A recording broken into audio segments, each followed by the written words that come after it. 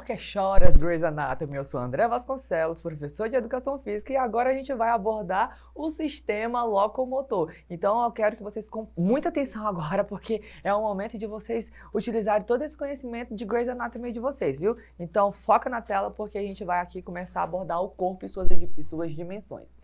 O corpo é composto por diversos elementos químicos: hidrogênio, oxigênio, carbono, nitrogênio, fosfato, fósforo, enxofre, sódio, potássio, cloro e tudo que há de bom no mundo. Aqui a gente já só faz esse direcionamento para entender a composição corporal. É muito bom destacar que entre 50% a 70% do nosso corpo é apenas H2O. Então isso é uma observação importante, tipo, professor, não, meu corpo é mais sólido, é duro, não importa. De 50% a 70% do seu corpo, aí é água. Água viva é 99%, se eu não me engano. Então, ó, só para vocês entenderem a dimensão. Oi? Tá tudo bem? 90%? Só tá tudo bem.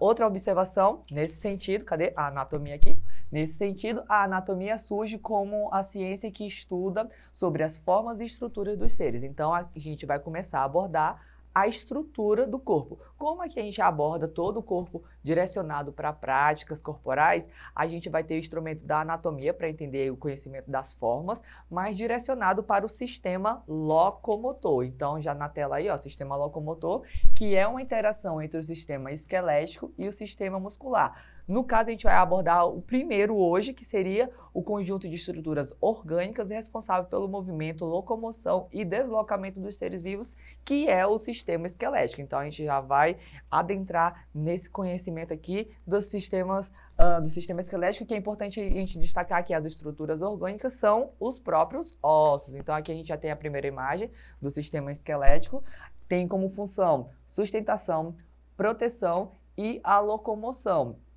Ele é dividido em duas partes, que seria a axial e a apendicular, que eu vou apresentar agora. O esqueleto axial é essa linha principal, é a parte, vamos colocar aqui como fixa do corpo, tá bom? Ele é composto pela caixa craniana, caixa torácica e coluna vertebral. Então, principal eixo, olha lá na tela, essa região em vermelho aí é a axial. Daqui a pouco a gente já vai fazer a identificação da apendicular, que seria a próxima região, mas a apendicular é porque ele está, vamos colocar, empendurado. Pensem que ele está anexado, é apêndice, é aquilo que faz parte, mas só está ali anexado à parte axial, a parte central. Então, axial central, apendicular é o que está anexado a ele, e aí a gente já volta aqui para o axial para se aprofundar um pouco nele. Aqui nós temos os três principais conjuntos de ossos, né? Tem a coluna vertebral, tem toda a divisão óssea, aí, a região cervical, torácica, lombar, sacro e cóccix. Temos a caixa craniana com todas as suas composições ósseas: parental, frontal, occipital, temporal, mandibular, nasal, lacrimal. Então tem todo esse conjunto de estruturas. Lembrando que mandíbula é a parte móvel, maxilar é a parte fixa, tudo bem? E temos ali a região da caixa torácica, que é composta pelas costelas e o externo. Observação importante sobre a costela. Pergunta: as meninas têm costela a menos ou costela a mais que os homens? Pensem, 5, 4, 3, 2, 1. Curiosidade: não, todo mundo tem 20 costelas, são 12 pares, sendo que são 7 fixas, 3 móveis e 2 flutuantes. Salvo engano, acho que essa é a contagem. São 2 flutuantes, elas não ficam fixas, falsas, porque elas estão ligadas em outras costelas, e as costelas que são ligadas ao externo, que é esse osso principal aqui de proteção do coração. Tranquilo? Então, seguindo, a gente já vai para a região do esqueleto apendicular, que é composto pela cintura escapular, cintura pélvica e os membros. Então, observem a região em vermelho, deem uma olhada, frisa. Então, voltando aqui, compreendendo a região vermelha, é a parte que está anexada àquela região axial. Axial fixa, apendicular, seriam essas estruturas que estão anexadas. Tanto as que prendem, que seriam tipo as pinças, quanto as partes mais móveis, os membros superiores e inferiores. Vamos já olhar na tela e vocês vão acompanhar um pouquinho melhor. Mas lembrando, cintura escapular, cintura pélvica e membros. Vamos lá, ó. Temos aí a cintura escapular, que seria a clavícula e a escápula. A famosa pá. Então, momento chique aqui da vida de evoluir. De, tipo, nada mais de falar, ah, é a minha pá aqui. Não, pelo amor de Deus. Escápula, não vai doer, não vai morrer.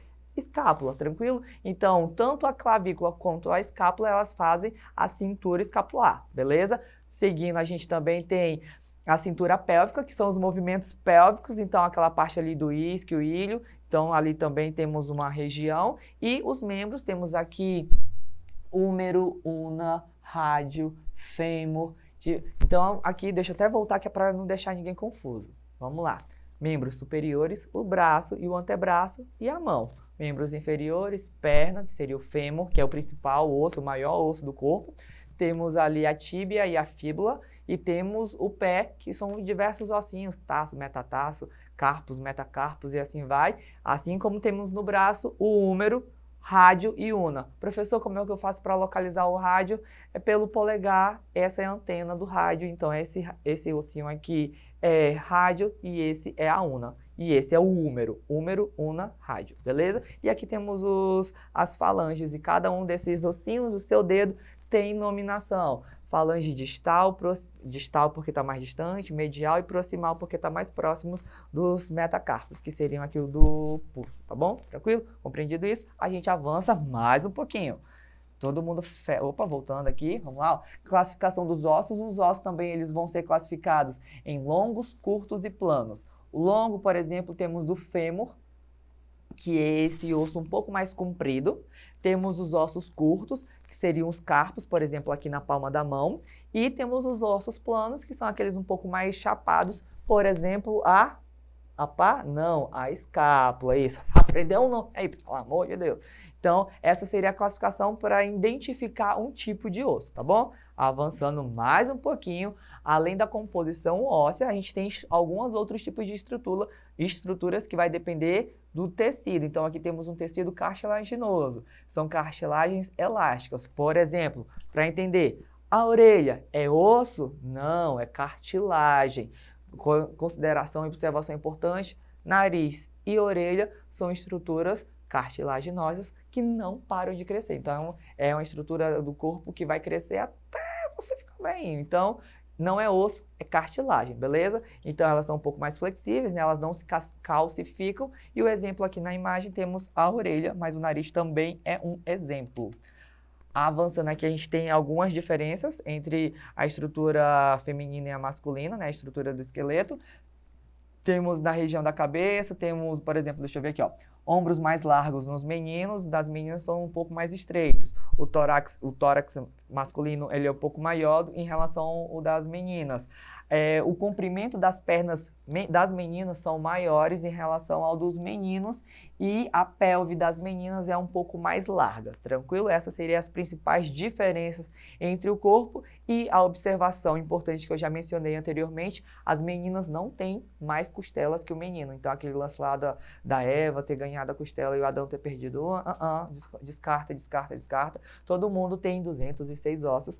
Se não tiver quebrado nenhum e tirado, arrancado, sei lá, né? Vai que avança um pouco. Além das estruturas ósseas, nós temos ligamentos e o sistema articular. Os ligamentos são cordões de tecidos conjuntivos fibrosos que prendem os ossos uns aos outros. O mais comum é o famoso tendão de Aquiles, que é aquele que fica lá no tornozelo. Já no sistema articular, o sistema articular ele é o que vai permitir a movimentação. Ele pode ser vai permitir a movimentação, mas não é obrigatório, porque ele vai permitir a interação entre ossos, tranquilo? Por meio do ligamento, a gente vai fazer a interação de ossos. O sistema articular ele pode ser fibroso, vamos lá, fibroso, cartilaginoso e sinovial. Fibroso são imóveis. O que eu poderia dar de exemplo de articulação fibrosa, que seria imóvel, seria a do crânio. O crânio ele é composto por diversas estruturas ósseas, que elas são próximas, tem uma articulação ali, só que não permite movimento. Não tem como eu movimentar o meu crânio aqui. O único movimento em que eu tenho na estrutura do crânio é aqui a mandíbula, beleza? Isso. E aí outra observação importante, a estrutura do crânio, você já deve ter ouvido falar sobre muleira. O crânio ele vai se fechando, ele não nasce pronto, já tá tudo.